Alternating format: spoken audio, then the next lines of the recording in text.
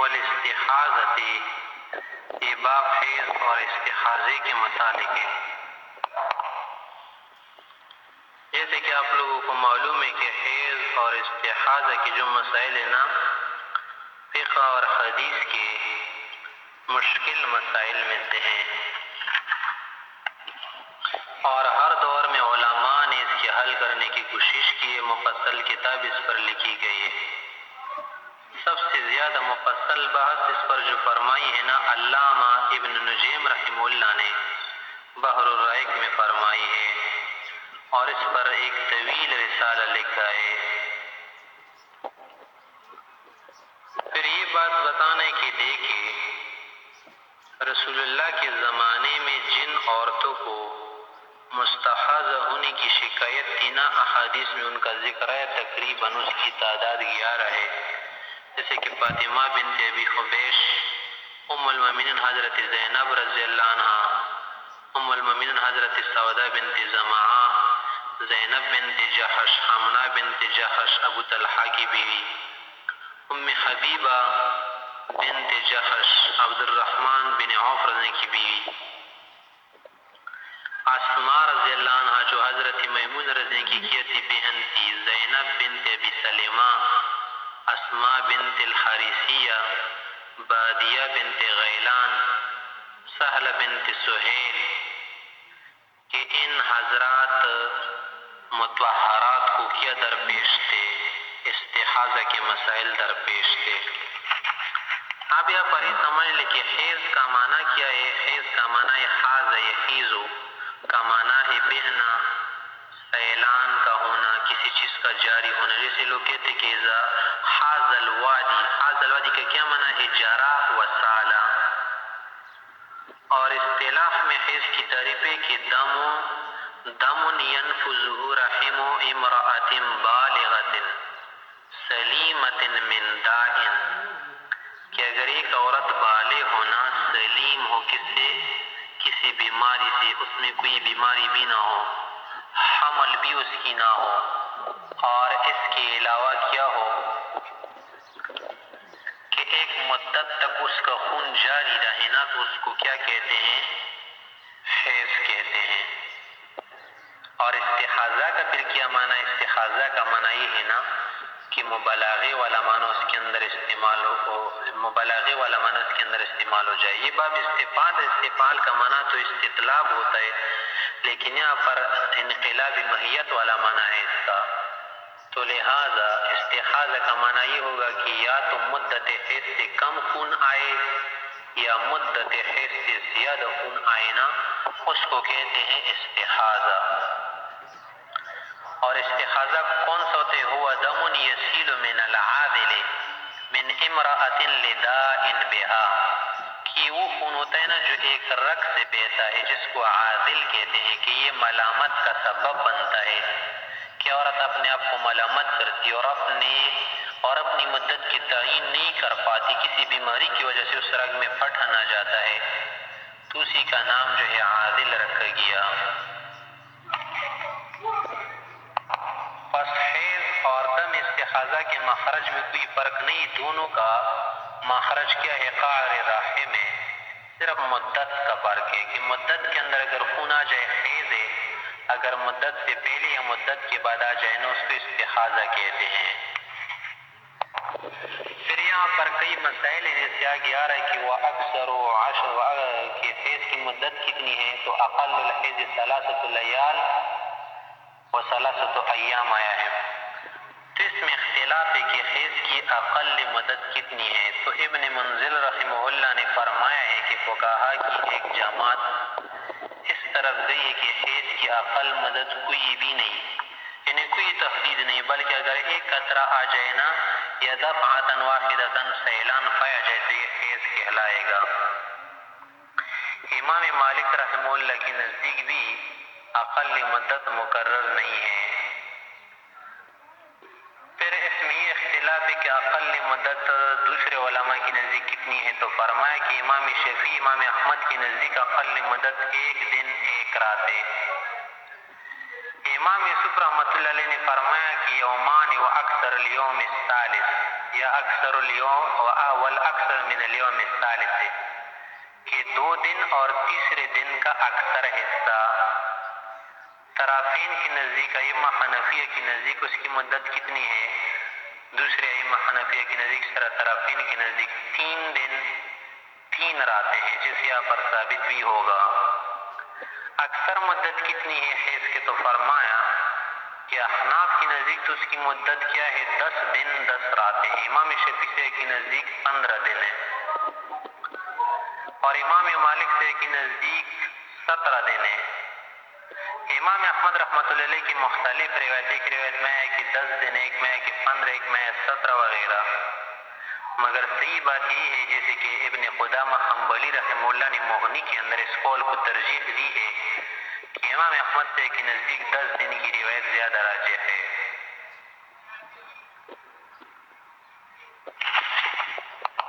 پھر ایک اور مسئلہ ہے کہ حیض کی جو مدت حیض وہ تو گزر جائے، اس کے بعد مدت طہارت بھی آتی نا، اس میں اختلاف ہے.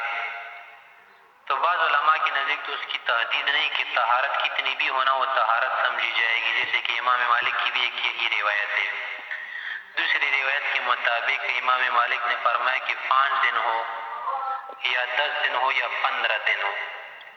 امام ابو حنیفہ امام شافعی رحمہ اللہ کی نزدیک طور کی جو اقل مدت ہے نا وہ کیا ہے؟ 15 دن ہے، کہ بس 15 دن آ جائے نا. اکثر کے لیے کوئی حد نہیں، کبھی 16، 17، 18 بھی ہو سکتی ہے. ایک اور مسئلہ سے متعلق ہے کہ حیض کے اندر تو مختلف قسم کے رنگ آتے، مثلا کالے رنگ کا خون، زرد رنگ کا خون، خاکی مٹیالے رنگ کا خون، سبز رنگ کا خون. تو اس میں سے کون سا خون جو ہے حیض کا سمجھا جائے گا اور کون سا حیض کا نہیں سمجھا جائے گا؟ اس کو کہتے ہیں مسئلۃ الوان الدم، یعنی الوان الحیض، مسئلۃ الوان الحیض، حیض کے خون کے مختلف رنگ والا مسئلہ.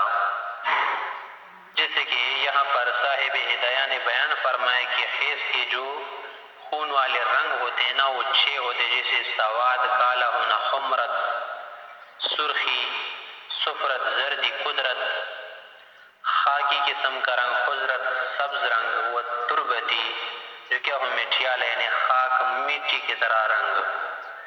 بہرحال امام ابو حنیفہ رحمۃ اللہ علیہ کے نزدیک کسی بھی قسم کا اگر رنگ آ جائے نا مدت حیض کے اندر تو وہ حیض والا خون سمجھا جائے گا، الا یہ کہ اگر سفید رطوبت آ جائے نا کہ جو بالکل سفید ہو چونے کی طرح، کہ چونے کے رنگ کی طرح ہونا، تو وہ حیض نہیں سمجھا جائے گا، وہ طہر والا خون سمجھا جائے گا.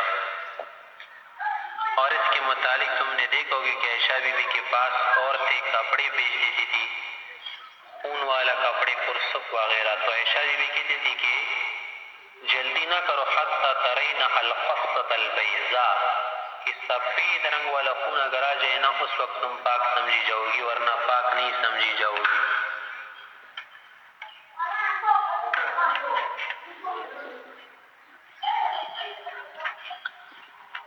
امام شافعی رحمہ اللہ کے نزدیک صرف سرخ رنگ والا خون اور سیاہ رنگ والا خون جو ہے نا حیض ہوتا ہے، بقایا جتنی بھی رنگ ہونا وہ استحاضہ والا خون سمجھا جاتا ہے. یہی مسئلہ کا ائمہ حنابلہ کا بھی ہے. امام مالک رحمۃ اللہ علیہ نے فرمایا کہ نہیں، اصفر اکدر رنگ والا خون حیض ہوتا ہے، بقیہ جو بھی رنگ ہونا وہ حیض والا نہیں ہوتا. ایک اور مسئلہ ہے کہ دیکھیں جو مستحاضہ ہوتی ہے نا، مستحاضہ عورت، اس کی 3 قسمیں ہیں. ایک ہے مبتدئہ اور دوسری ہے معتادہ، تیسری قسم ہے متحیرہ. معتادہ مبتدئہ اس عورت کو کہتے ہیں نا کہ زندگی میں پہلی مرتبہ حیض شروع ہو جائے اور پھر اس کا خون مسلسل جاری رہے، مبتدئہ. اور معتاد اس عورت کو کہتی کہ اس کو پہلے سے عادت معلوم تھی کہ مثلا اس کو ہر مہینے میں 5 دن خون آ رہا تھے، یا 3 یا 7 یا 10، اور بعد میں کیا ہوا اس کا یہی طریقہ جاری رہا. متحیرہ کا معنی کیا ہے؟ حیران ہونا، حیران ہونے والی۔ متحیرہ کو ناسیہ بھی کہتے ہیں کہ وہ اپنی عادت کو بھول جائے، زوالہ مزولہ بھی اس کو کہتے ہیں کہ پہلے اس کو عادت معلوم تھی کہ مثلا اس کو مہینے میں اتنے دن کا خون آتا ہے، بعد میں وہ عادت سابقہ کو بھول جائے، اور پھر اس کی مختلف قسمیں کی متحیرہ بالعدد ہو کہ مثلا تعداد اس کو یاد نہیں رہی کہ 5 دن اس کو خون آ رہا تھا یا 6 دن یا 7 دن، اور بعض اوقات متحیرہ بالوقت ہوتا ہے، بالوقت ہوتی ہے کہ اس کو پتہ نہیں چلتا کہ مجھے جو خون آ رہا تھا نہ مہینے کے پہلے 10 دنوں میں آ رہا تھا یا مہینے کے بعد درمیان والے 10 دن میں آ رہا تھا یا آخر والے 10 دن میں آ رہا تھا، یعنی پہلے عشرے میں یا وسط عشرے میں یا آخر عشرے میں مجھے خون آ رہا تھا، یا تو کبھی کبھی وہ متحیرہ بالعدد و بالوقت دونوں ہوتی ہے، اس کو یہ پتہ نہیں چلتا کہ وسط عشرے میں خون آ رہا تھا یا پہلے عشرے میں یا آخر عشرے میں، یہ بھی یاد نہیں تھا، اور ساتھ ساتھ یہ بھی یاد نہیں تھا کہ جو خون آ رہا تھا نا وہ کتنے دن کا آ رہا تھا۔ تو یہ 3 قسمیں بن گئی۔ مبتدئہ کا حکم تو یہ ہے کہ دیکھیں اکثر مدت حیض تک تو خون شمار کر، یعنی 10 دن وہ کیا رہے گی؟ حائضہ رہے گی، اس وقت وہ نماز روزہ چھوڑ دے گی، اس کے بعد غسل کر کے نماز روزہ شروع کر دے گی، 20 دن تک وہ کیا کرے گی؟ پاک رہے گی اور نماز وغیرہ پڑھے گی، اس کے بعد دوبارہ 10 دن حیض کو شمار کرے گی۔ معتادہ عورت جو ہوتی ہے نا ائمہ حنفیہ کے نزدیک، اگر ایام عادت پوری ہو جائے نا تو بس اسی کے مطابق کیا کرے؟ نماز روزہ شروع کرے،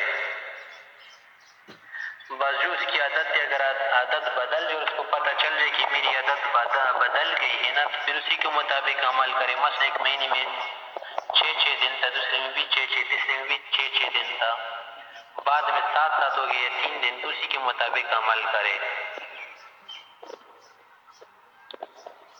ہاں جو متحیرہ ہے نا تو اس کے لیے مسئلہ یہ ہے کہ دیکھے 10 دن تک بھی کیا رہے گی؟ یہ ایک حائضہ سمجھی جائے گی، اس کے بعد 15 دن اس کے لیے طہارت کی سمجھے جائیں گے، اس لیے کہ اقل مدت طہر کی کتنی ہے؟ 15 دن، تو کتنے دن ہو گئے؟ 25 ہو گئے نا۔ اس کے بعد جو 5 دن آ رہے ہیں نا اس میں یہ احتمال ہے کہ شاید یہ طاہرہ ہو اور شاید یہ حائضہ ہو، تو دائر بین الشک والیقین والا کیا ہے؟ ایک طریقہ پیدا ہو، ایک صورت پیدا ہو گئی۔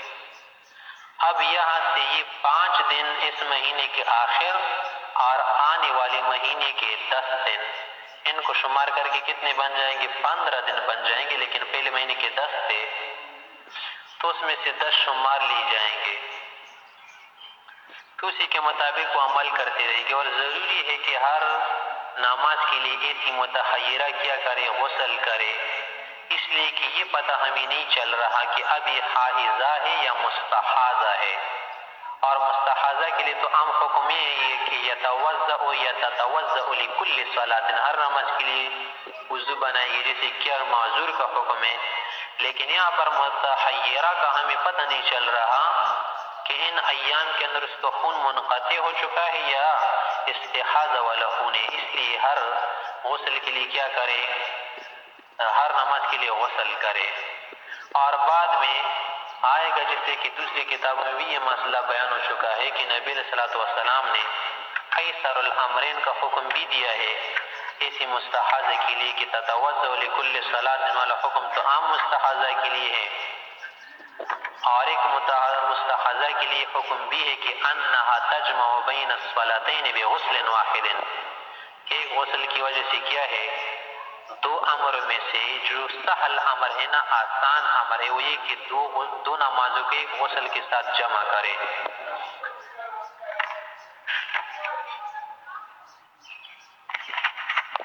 ہاں اگر روزہ رکھے گی نا تو ایسی متحیرہ مستحضہ عورت جو ہے نا 55 دن روزے رکھے گی.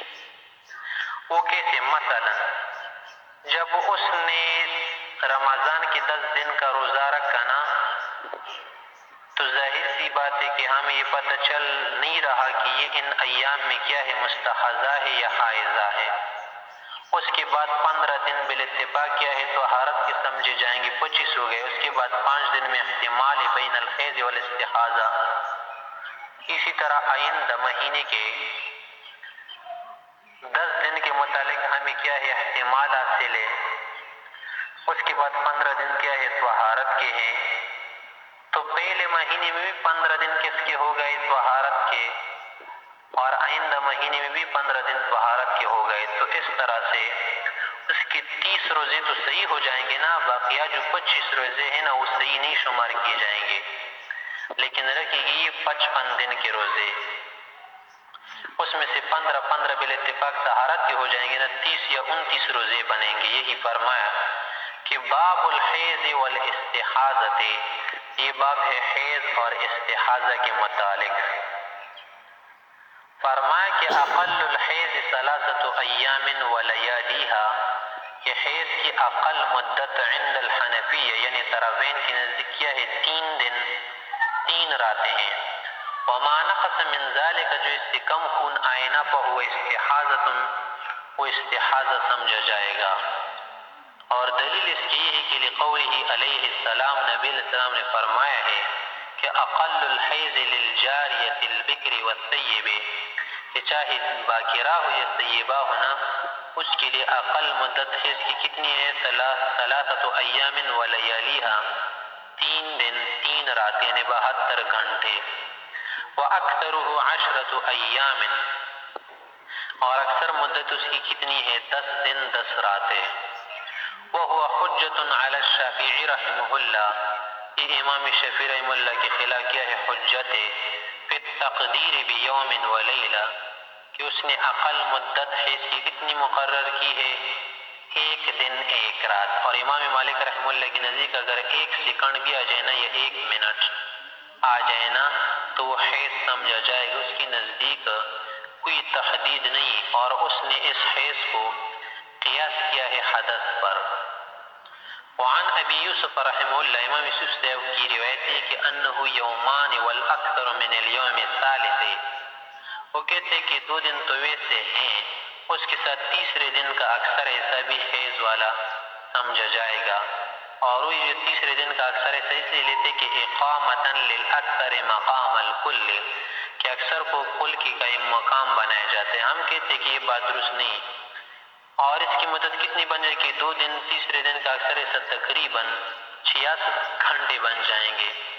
تو ہم کہتے ہیں کہ 3 دنوں میں سے اکثر ایسا تو 2 دن والا بنتے، تو پھر آپ نے تیسرے دن کا اکثر کیا حصہ کسی لیے؟ لہٰذا طرفینی کا قول زیادہ راجح ہے. قلنا، ہم کہتے ہیں کہ ھذا نقص عن تقدیر الشرع، کہ شرع نے جو کچھ مقرر کیا ہے نا، مقدر کیا ہے، جو مقدار مقررہ ہے، جو دن کیا ہے متعین ہے، اس سے کیا ہے کام ہے، اس کے اندر تنقیص ہے، لہذا درست نہیں. اس لیے کہ شریعت نے اقل مدت جو بیان کی ہے نا وہ 3 ہے. وَأَكْثَرُهُ 10 ایام، اور اکثر مدت عند الحنفیہ طرفین کی نزدیک کیا ہے 10 دن ہے، کہ اس کے بعد کیا ہوگا؟ وَالزَّائِدُ اسْتِحَاضَةٌ، اگر اس کے بعد خون آ جائے نا تو استحاضہ سمجھا جائے گا. لما روینا، جسے ہم نے پہلے بھی روایت کی. وَهُوَ حُجَّةٌ عَلَى الشَّافِعِي رحمہ اللہ، یہ امام شافعی رحمہ اللہ کے خلاف حجت ہے. فی التقدیر ب15 یوما، کہ وہ اکثر مدت 15 دن ٹھہراتے ہیں حیض کی.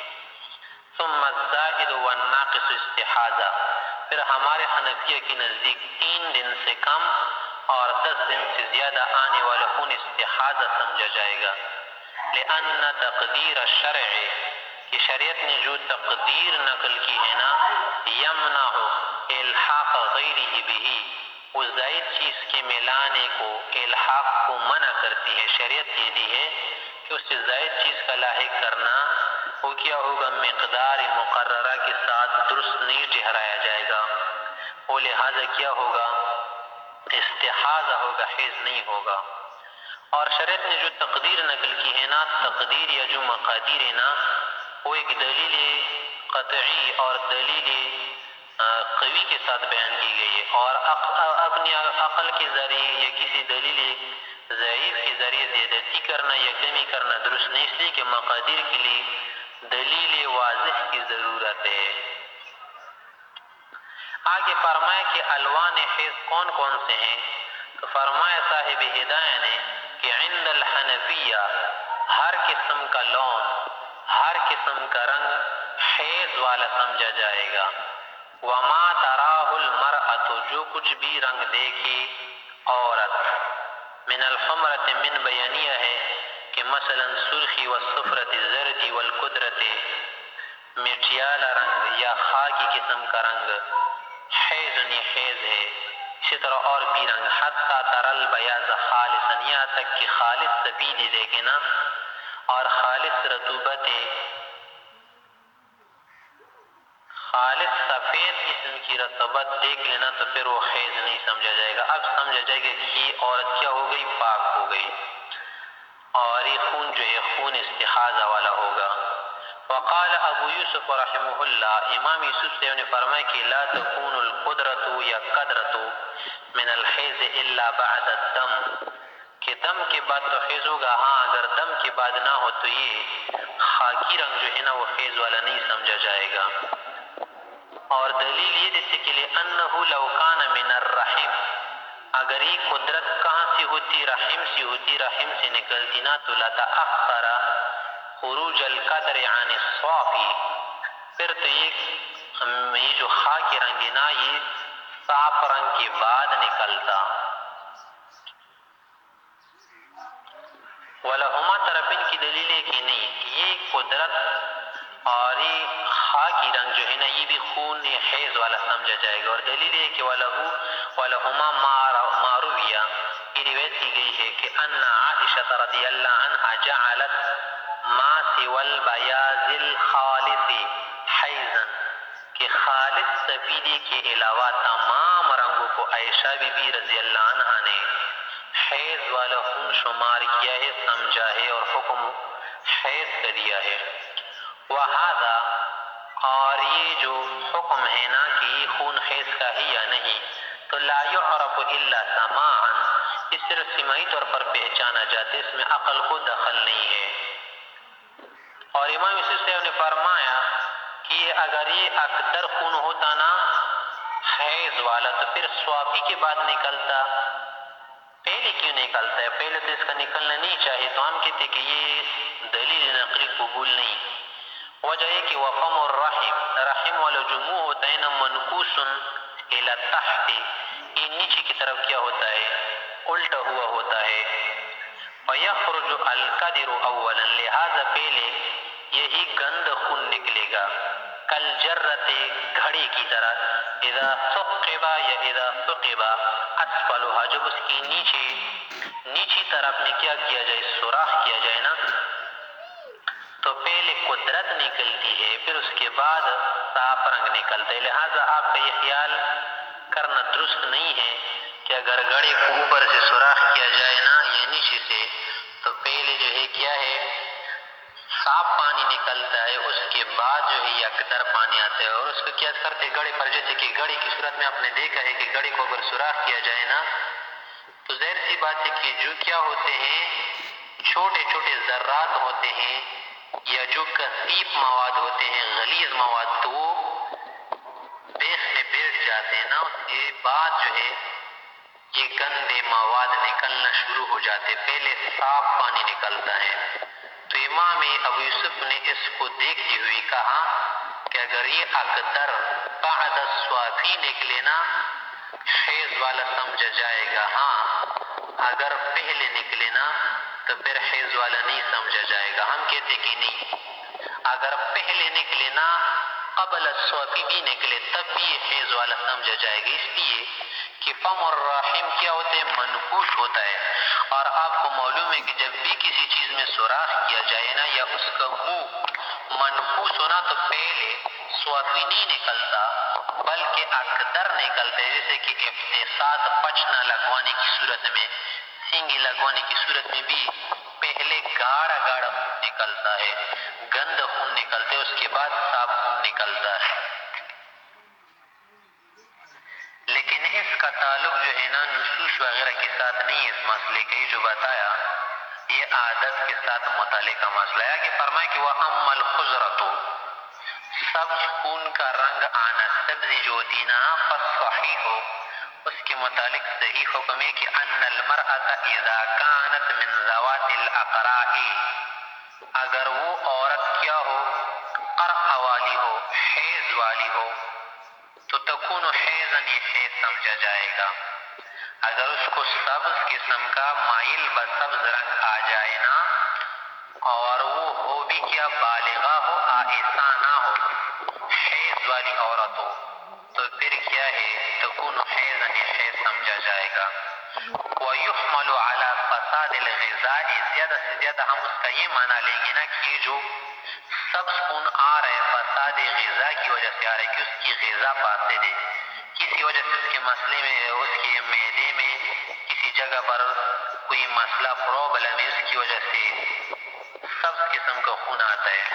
وَإِنْ كَانَتْ كَبِيرَةً، اگر وہ عورت کیا ہو، کبیرہ ہو، کبیرہ کا معنی بڑی، بڑی کا یہ معنی نہیں کہ بالغ ہو، کبیرہ کا معنی کہ وَإِنْ كَانَتْ آئسةً، اگر وہ کیا ہو، آئسہ ہو، کہ جو نومید ہو خون کے آنے سے، اور اس کی مدت کیا ہو، شہر ہو، تو لا ترا غیر الخضرا، اور اس کو نہ آئے سوائے سبزی کی، صرف سبز خون اس کو آ رہا ہے، تو پھر اس صورت میں اس کو ہم کس پر حمل کریں گے؟ تو تحمل علی فساد المنبت، یہ اس پر محمول ہوگا کہ دیکھے اس کے رحم میں منبت میں کوئی مسئلہ ہے، اس کی وجہ سے جو ہے اس کو یہ سبز خون آ رہے، لہٰذا یہ حیض نہیں ہوگا، فلا تکون حیضاً، یہ حیض نہیں۔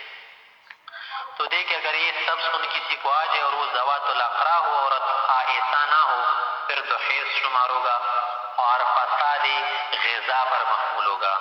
اگر اسی طرح سبز خون آ جائے آئسہ کبیرہ کو، تو پھر وہ حیض نہیں ہوگا اور فساد رحم پر محمول ہوگا۔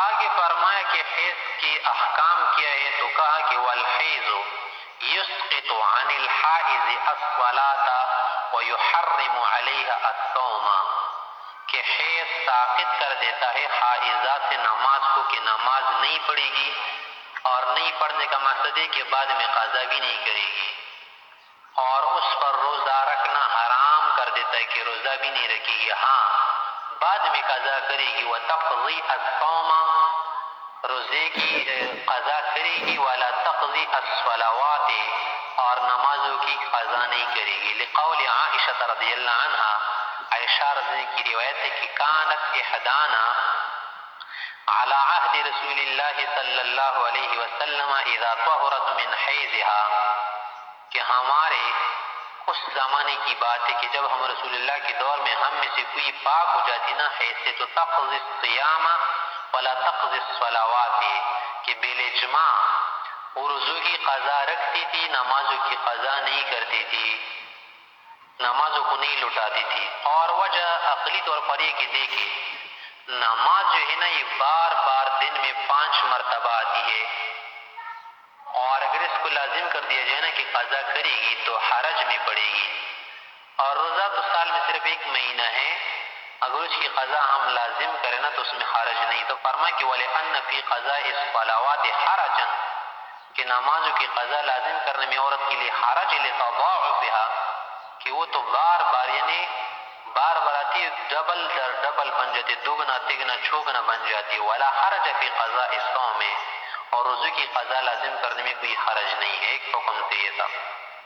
ایک اور حکم بتا رہے کہ ولا تدخل المسجد، کہ حائضہ عورت ہو یا نفسا ہونا یا نافسہ، یہ مسجد میں داخل نہیں ہوگی، وقد الجنوب، اسی طرح جنوب چاہے مرد یا عورت، لقولہ علیہ السلام، نبی علیہ السلام نے فرمایا ہے کہ فإنی لا احل المسجد، کہ میں مسجد میں داخل ہونے کو حلال نہیں سمجھتا، لحائض، حائضہ کے لیے، ولا جنب، اور جنوب کے لیے بھی. اور یہ جو روایت نا مطلق ہے وہ ہوا باطلاقہ حجۃ علی الشافعی رحمہ اللہ، یہ امام شافعی رحمہ اللہ کے خلاف کیا ہے حجت ہے کہ فی اباحۃ الدخول علی وجہ العبور والمرور، کہ امام شافعی رحمہ اللہ حائضہ کے لیے جنوب کے لیے مسجد میں داخل ہونے کو حلال سمجھتے ہیں، مباح سمجھتے ہیں، اس صورت میں کہ یہ داخل ہونا کس کے لیے ہو؟ عبور کے لیے ہو، گزرنے کے لیے ہو.